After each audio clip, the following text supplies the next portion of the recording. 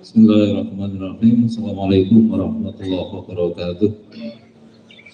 Hadirin sidang salat Id BPM BPPUI Malang yang saya hormati, adalah kita senantiasa panjatkan puja dan puji syukur atas berbagai limpahan nikmat Islam, nikmat iman, nikmat sehat, nikmat kesempatan yang semuanya menjadi modal bagi kita untuk kita menjalankan ibadah-ibadah.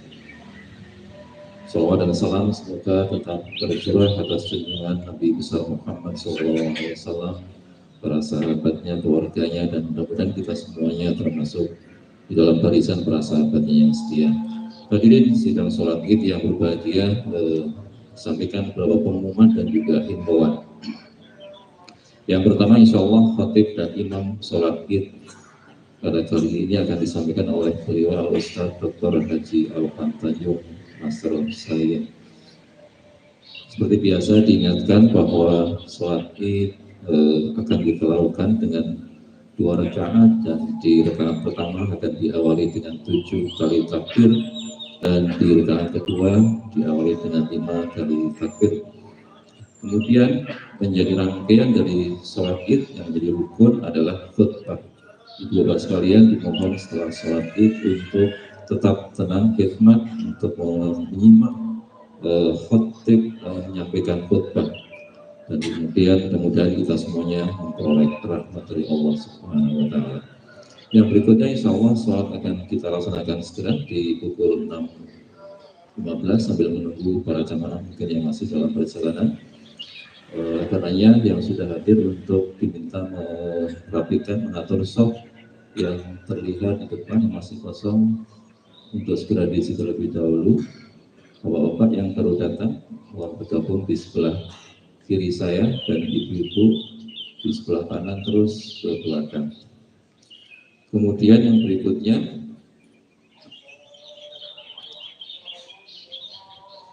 kegiatan sholat id insya Allah juga akan direkam, nanti akan dicantolkan di kanal YouTube milik BPBPOE.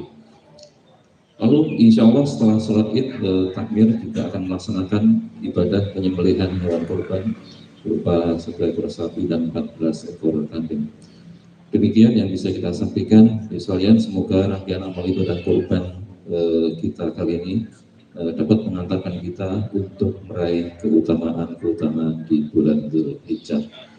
Waktu menunjukkan pukul 6.12, saatnya untuk kita bersegera memulai persiapan melaksanakan sholat id. Persilakan bagi para jamaah untuk berdiri, merapikan shaf, dan kita akan segera melaksanakan sholat id. As-sholatu jamiyah.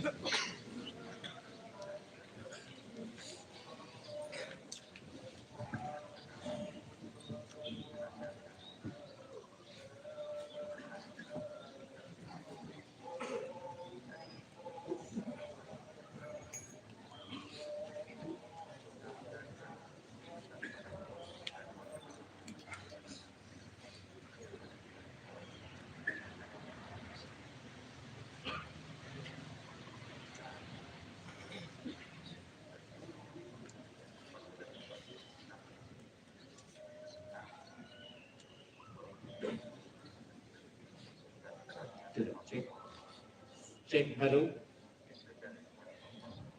Cek.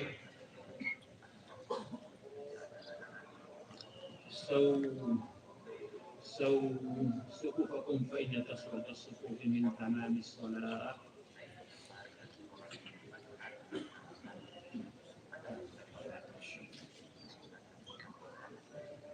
الله أكبر. الله أكبر. الله أكبر. الله أكبر. الله أكبر. الله أكبر. الله أكبر. بسم الله الرحمن الرحيم. الحمد لله رب العالمين الرحمن الرحيم مالك يوم الدين إياك نعبد وإياك نستعين اهدنا الصراط المستقيم صراط الذين أنعمت عليهم غير المغضوب عليهم ولا الضالين. آمين. سبح اسم ربك الأعلى الذي خلق فسوى والذي قدر فهدى والذي أخرج المرعى فجعله غثاء أحوى سنقرئك فلا تنسى إلا ما شاء الله إنه يعلم الجهر وما يخفى ونيسرك لليسرى فذكر إن نفعت الذكرى سيذكر من يخشى ويتجنبها الأشقى الذي يصلى النار الكبرى ثم لا يموت فيها ولا يحيا قد أفلح من تزكى وذكر اسم ربه فصلى بل تؤثرون الحياة الدنيا والآخرة خير وأبقى إن هذا لفي الصحف الأولى صحف إبراهيم وموسى. الله أكبر.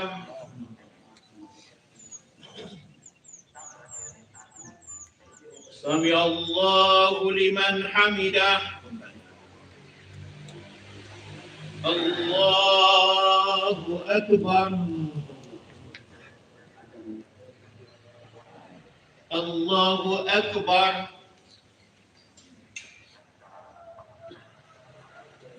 الله أكبر.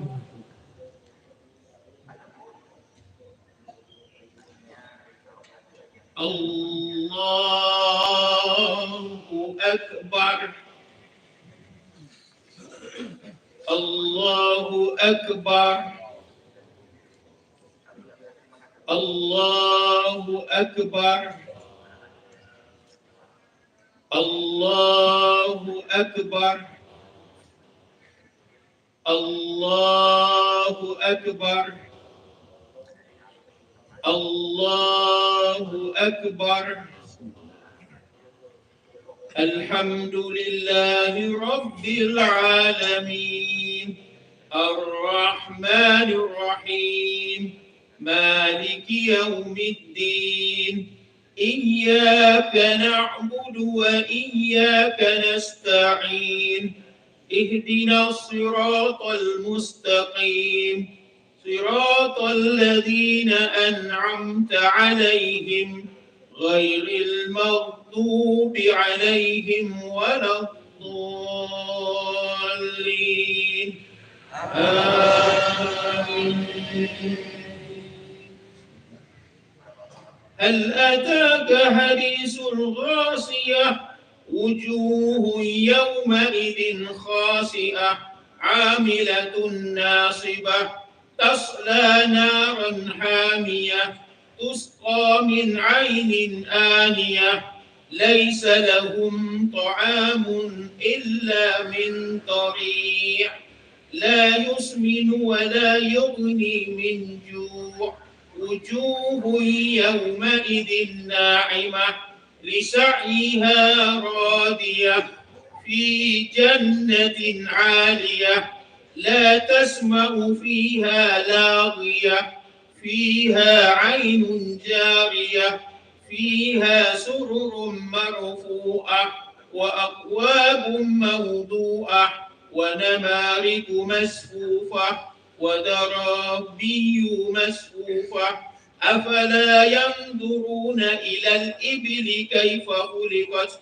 وإلى السماء كيف رفعت وإلى الجبال كيف نصبت وإلى الأرض كيف سطحت فذكر إنما أنت مذكر لست عليهم بمسيطر إلا من تولى وكفر فيعذبه الله العذاب الأكبر إن إلينا إيابهم ثم إن علينا حسابهم. الله أكبر.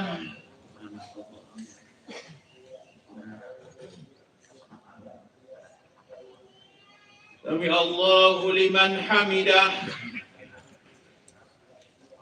الله أكبر.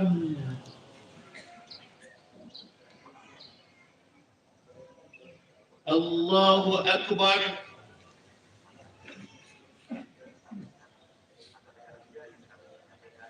الله أكبر.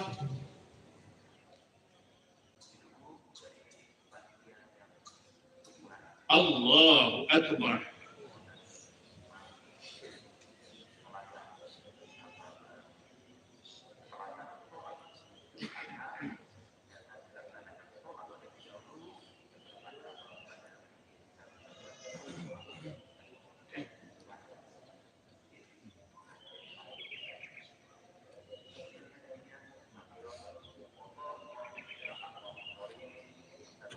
السلام عليكم ورحمة الله.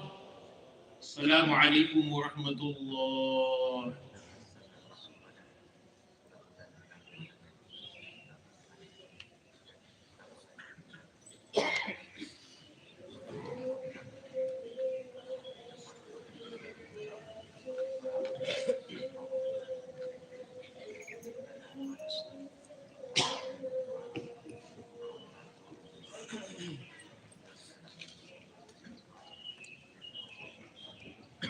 Assalamualaikum warahmatullahi wabarakatuh. Allahu Akbar. Allahu Akbar. Allahu Akbar. Allahu Akbar. Allahu Akbar. Allahu Akbar. Allahu Akbar. Allahu Akbar. Allahu Akbar walillahil hamd. Allahu Akbar kabiran walhamdulillahi katsiran wa subhanallahi bukratan wa asila. La ilaha illallah wa la na'budu illa iyya mukhlisina lahuddin walau karihal kafirin. La ilaha illallah wahdahu wa nasara 'abdahu wa hazama al-ahzaba wahdah. La ilaha illallah. Allahu Akbar. Allahu Akbar walillahil hamd. Innal hamdalillah nahmaduhu wa nasta'inuhu wa nastaghfiruhu wa na'udzu billahi min shururi anfusina wa min sayyiati a'malina. Man yahdihillahu fala mudilla lahu wa man yudlil fala hadiya lahu. Wa asyhadu an la ilaha illallah wahdahu la syarika lahu wa asyhadu anna Muhammadan abduhu wa rasuluh. Allahumma salli ala nabiyyina Muhammadin wa ala alihi wa sahbihi ajma'in.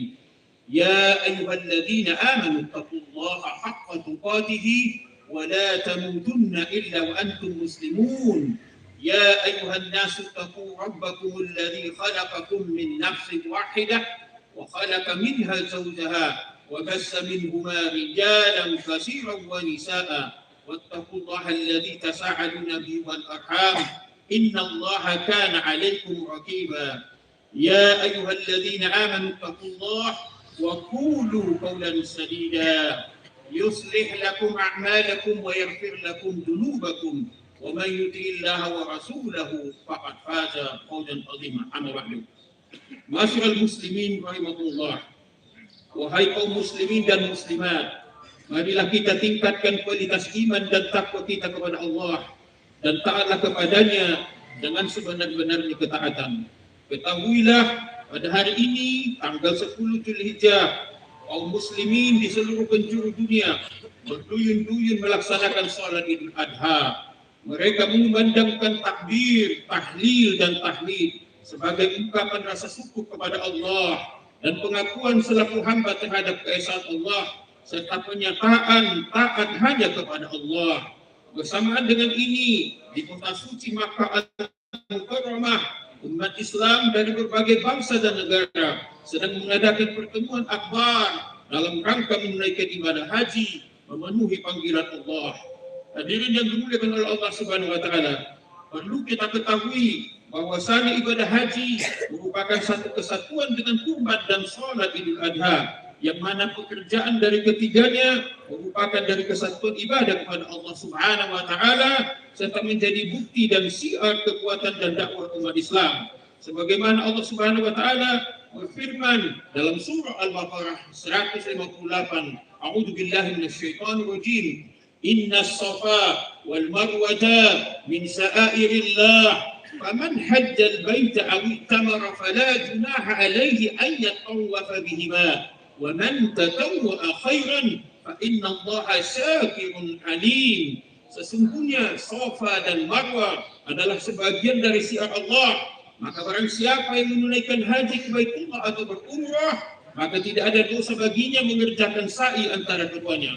Dan barang siapa yang mengerjakan satu kebajikan dengan kerelaan hati, maka sesungguhnya Allah Maha mensyukuri kebaikan lagi Maha mengetahui.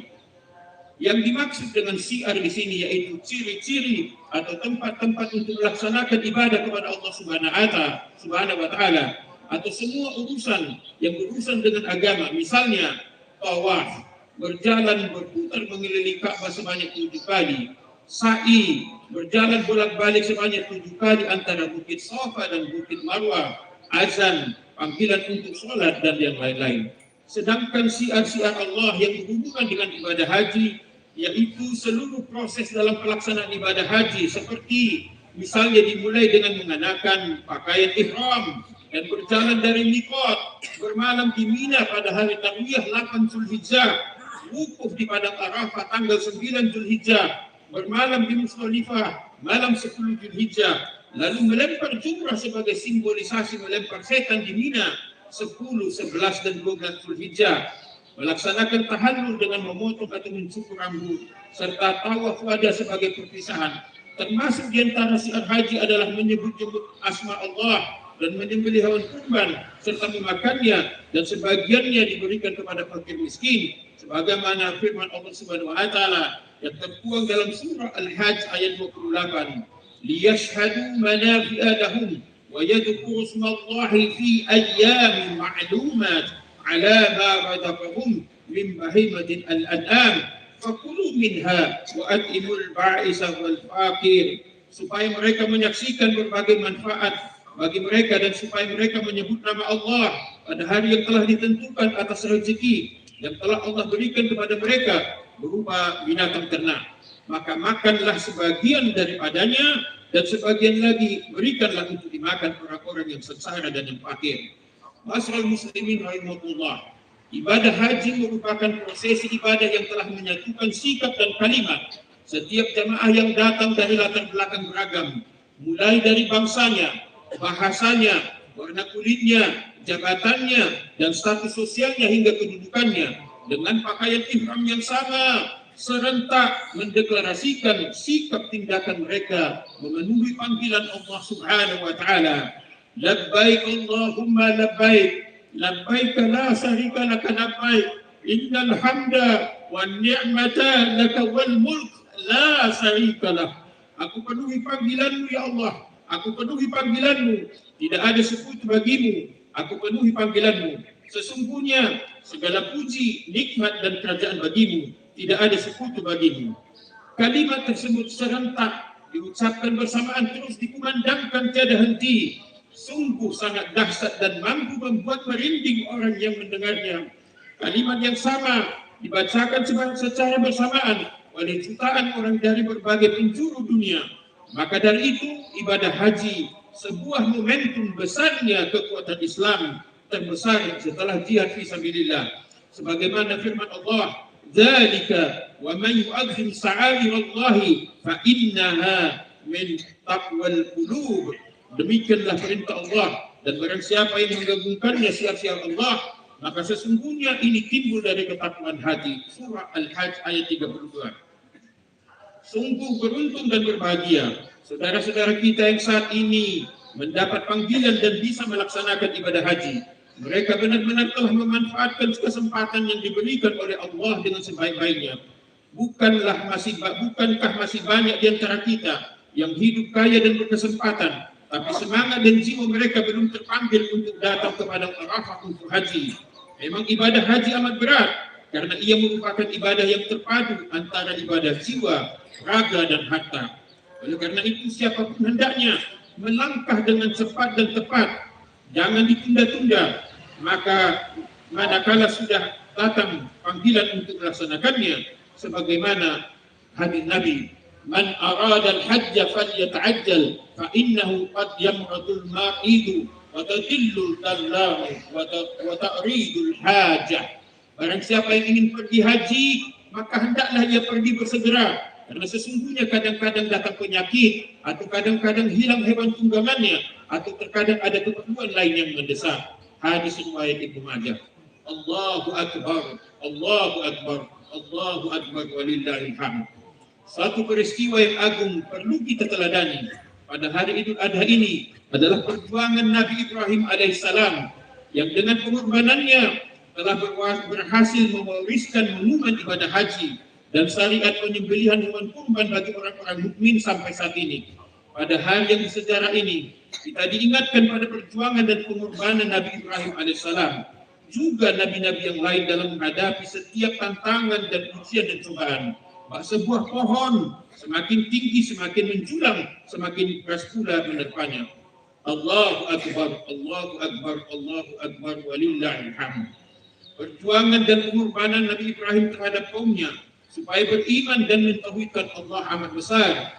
Bertahun-tahun dia berjuang membasmi paham kesyirikan dan macam-macam kebatilan yang merata di kalangan kaumnya. Tetapi tantangan ancaman semakin hebat dan perlawanan dari Raja Namrud pun semakin keras dan kejam.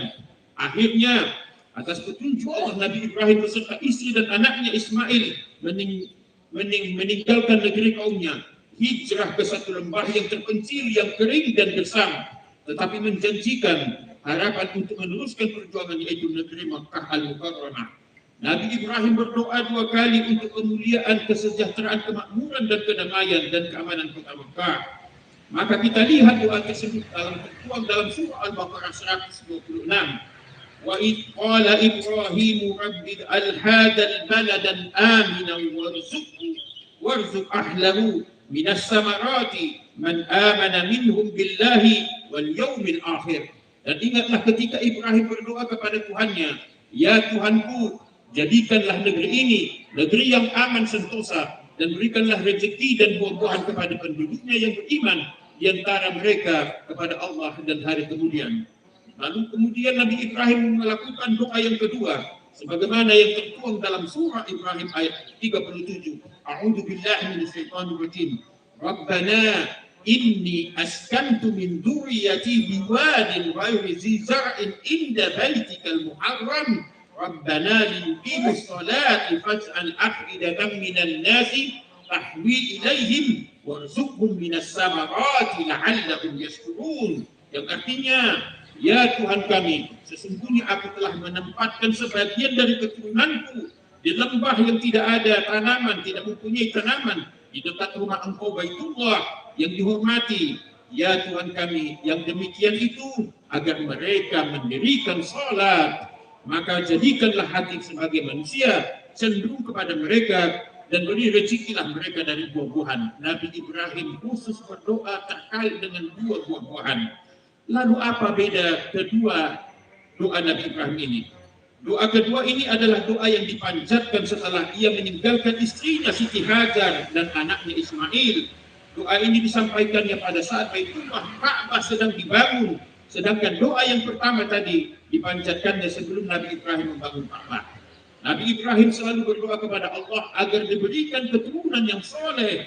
Doanya itu, Rabbi habli minas solihin. Ya Tuhanku, anugerahkanlah kepadaku seorang anak yang termasuk anak yang soleh. Mengutip kisah teladan 25 Nabi dan Rasul oleh Ibsah Hamzah, Allah kemudian mengabulkan doa tersebut dengan lahirnya Ismail dan rahim istrinya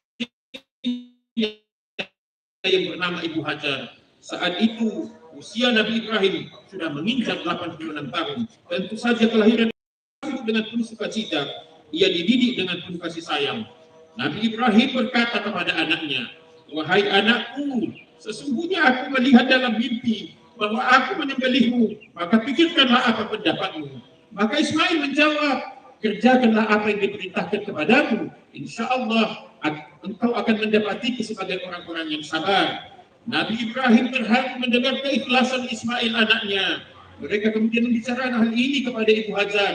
Sebagai ibu, Hajar merasa berat hati, namun ia harus merelakan anaknya disembelih karena mereka adalah orang-orang yang taat kepada Allah. Maka sehari sesudah mendapatkan mimpi itu, Nabi Ibrahim merenungkan mimpinya, apakah benar-benar datang dari Allah atau bukan. Karenanya hari itu disebut dengan Yaumut Tarbiyah, hari perenungan atau hari pemikiran.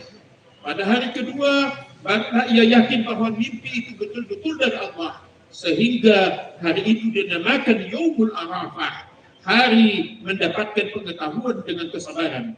Dan akhirnya pada hari ketiga, Nabi Ibrahim mengambil keputusan dengan keyakinan yang bulat. Hari itu dikenal sebagai Yaumul Nahar, yang disebut dengan melaksanakan penyembelihan. Ma'asyiral muslimin rahimakumullah, ketika detik-detik pengorbanan yang berdramatis itu akan berlangsung, terjadilah dialog antara ayah dan anaknya yang amat menggugah hati dan perasaan sebagai contoh ketabahan dan kokohnya iman takwa kepada Allah Subhanahu wa taala. Ma'asyiral muslimin rahimakumullah, begitu mengharukan proses itu, terlebih lagi ketika Ismail dengan penuh tawakal memohon kepada ayahnya, wahai ayahku, ikatlah kakiku dengan tangan saya sekuat-kuatnya, agar gelepar tubuhku tidak membuat ayah bimbang. Telungkupkan tubuh saya sehingga mukaku menghadap ke tanah, supaya tidak melihat wajahku. Ayah, jagalah darahku, jangan sampai memerciki pakaian ayah, karena menimbulkan perasaan hibah, sehingga akan mengurangi pahala. Dan asahlah pisau itu tajam-tajam, wahai ayahku, agar penyembelihan berjalan lancar. Wahai ayah, bajuku yang nanti berlumuran darah, bawalah pulang dan serahkan kepada ibu dan sampaikan salamku kepada ibu. Semoga beliau menerima ujian ini. Maka Allah Subhanahu wa taala berfirman, "Falamma aslama wa Allahu lil jabini wa dadainahu ayya Ibrahim qad sadaqta ru'ya inna kadzalika nahdil muhsinin inna hadza lahuwal bala'ul mubin."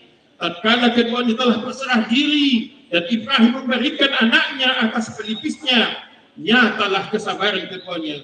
Dan kami panggillah dia, "Hai Ibrahim, sesungguhnya kamu telah membenarkan mimpi itu.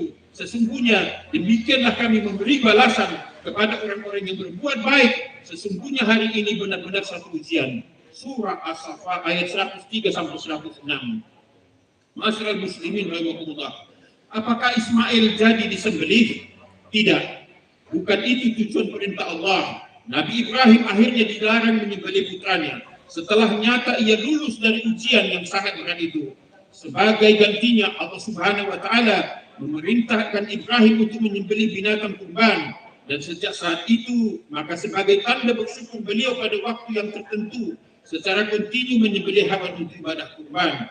Kemudian amalia ini ditingkatkan oleh Nabi keturunan beliau yaitu Nabi Muhammad, sebagaimana hadisnya yang berbunyi sebagai berikut.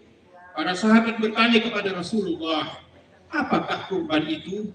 Nabi menjawab, "Itulah sunnah yang dijalankan oleh bapakmu Ibrahim." Mereka bertanya lagi, "Apakah keuntungan kurban itu bagi kita?" Nabi menjawab, "Qala bi kulli sa'ratin hasanah." Artinya, Nabi menjawab, pada tiap-tiap helai bulunya dihitung menjadi satu kebaikan. Hadis riwayat Ahmad bin Majah.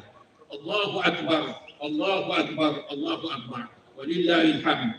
Jadi teranglah bagi kita semua bahwa yang perlu bagi kita pada saat ini adalah meninjau kembali apa arti dan makna Adha, Idul Adha bagi masing-masing pribadi dan keluarga kita.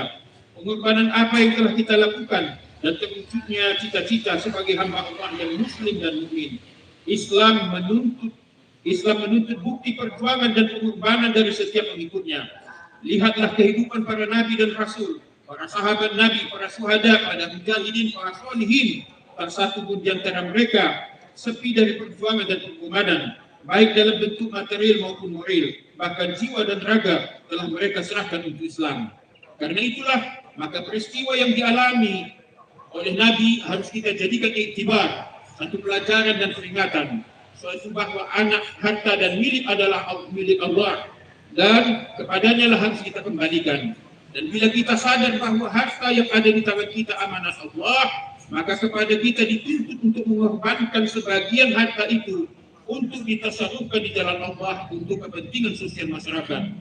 Sidang muslimin muslimat yang berbahagia, dari uraian di atas nyatalah bagi kita bahwa merubah kemungkaran di tengah masyarakat memerlukan perjuangan yang berat, apalagi bila kemungkaran itu merambah di kalangan masyarakat dan sudah dijadikan mode oleh mereka. Tentu perjuangan akan menuntut pengorbanan yang lebih berat dan risiko yang besar, sebagaimana yang dialami oleh Nabi Ibrahim alaihissalam ketika berjuang memberantas kebatilan di kalangan kaumnya, sehingga beliau harus berhadapan dengan Raja Namrud beserta keluarganya. Karena itu menjadi kewajiban umat Islam Indonesia untuk memiliki kesadaran yang tinggi bahwa tak ada seorang pun dan tidak ada satu bangsa pun di dunia ini yang sempurna. Masing-masing kita harus selalu siap untuk saling menasihati, berani mengkritik dan berani dikritik, guna mewujudkan tatanan hidup yang baik dan benar, diridai oleh Allah Subhanahu wa taala dan ampunannya. Akhirnya, dalam suasana Idul Adha ini, patutlah kiranya kita ajukan pertanyaan yang mendasar kepada diri kita sendiri, kepada masyarakat kita, dan kepada para pemimpin kita. Sejauh mana kita telah berjuang di jalan Allah dan seberapa besar pengorbanan yang telah kita berikan untuk dakwah sebagai pengabdian kita kepada Allah, sebagaimana kepada pengabdian kita kepada negara Kesatuan Republik Indonesia. Innamal mu'minuna alladzina amanu billahi wa rasulihi summa lam yartabu wajahadu bi amwalihim wa anfusihim fi sabilillah ulaika humus shadiqun. Yang artinya Sesungguhnya orang-orang yang beriman itu adalah orang-orang yang beriman kepada Allah dan Rasul-Nya. Kemudian mereka tidak ragu-ragu dan mereka berjuang dengan harta dan jiwa mereka pada jalan Allah. Mereka itulah orang-orang yang benar. Masyaallah muslimin rahimakumullah. Selanjutnya, pada penghujung khutbah ini, marilah kita sama-sama menundukkan kepala dan merendahkan hati untuk tunduk dan berdoa kepada Allah, pemilik semua keagungan. Allahumma salli wa sallim ala nabiyyina Muhammadin wa ala alihi wa sahbihi wa man tabi'ahu ila yaumiddin. Allahumma ighfir lil muslimina wal muslimat wal mu'minina wal mu'minat al ahya'i minhum wal amwat innaka sami'un qaribun mujibud da'wat. Allahumma ighfir lana wa liwalidayna warhamhuma kama rabbayani shaghira. Allahumma ansurna fa innaka khairun nasirin وافتح لنا فإنك خير الفاتحين واغفر لنا فإنك خير الغافرين وارحمنا فإنك خير الراحمين وارزقنا فإنك خير الرازقين واهدنا ونجنا من القوم الظالمين والكافرين. اللهم أصلح لنا ديننا الذي هو عصمة أمرنا وأصلح لنا دنيانا التي فيها معاصي وأصلح لنا آخرتنا التي فيها مآلنا واجعل الحياة زيادة لنا في كل خير واجعل الموت راحة لنا من كل شر. Ya Allah, perbaikilah agama kami untuk kami, karena ini merupakan benteng bagi urusan kami. Perbaiki dunia kami untuk kami, karena ia menjadi tempat hidup kami. Perbaikilah akhirat kami, karena ia menjadi tempat kami kembali. Jadikanlah kehidupan ini sebagai tambahan bagi kami dalam setiap kebaikan dan kematian sebagai kebebasan bagi kami.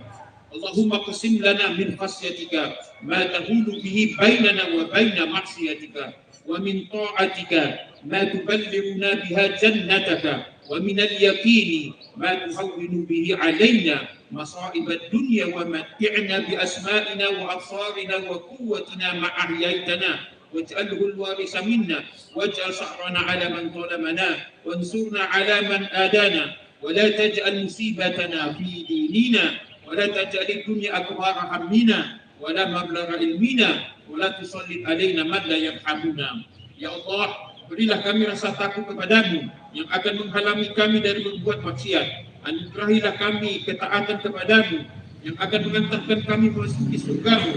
Curahkanlah keyakinan sehingga meringankan musibah hidup yang menimpa kami.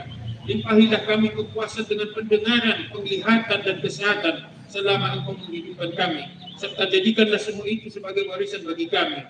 Hadirkanlah seorang penuntut bagi siapa yang menzalimi kami. Tolonglah kami dalam menghadapi orang-orang yang memusuhi kami. Janganlah Engkau jadikan dunia sebagai tujuan kami.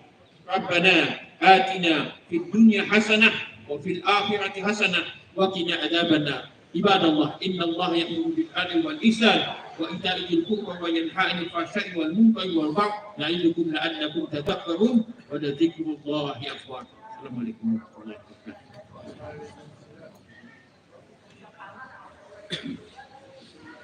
Hari raya bagi kita umat Islam, Idul Adha atau Idul Kurban, jatuh pada 10 Zulhijjah. Mari kita bersama rayakan.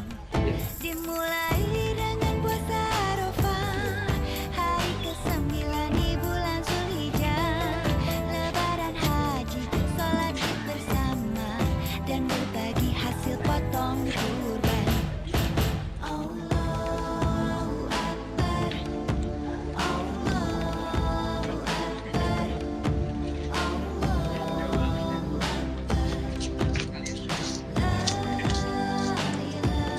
La ilaha illallah, Allahu Akbar, Allahu Akbar, walillahil hamd. Idul Adha mengajarkan pada kita arti pengorbanan dan ketaatan. Perintah Allah untuk berkurban, juga untuk beribadah haji. Dimulai dengan puasa Arafah, hari ke-9 di bulan Zulhijjah. Lebaran haji, sholat Id bersama, dan berbagi hasil potong kurban. Idul Adha buat semuanya senang. kurban, bakar sate rame-rame. Kaya miskin semua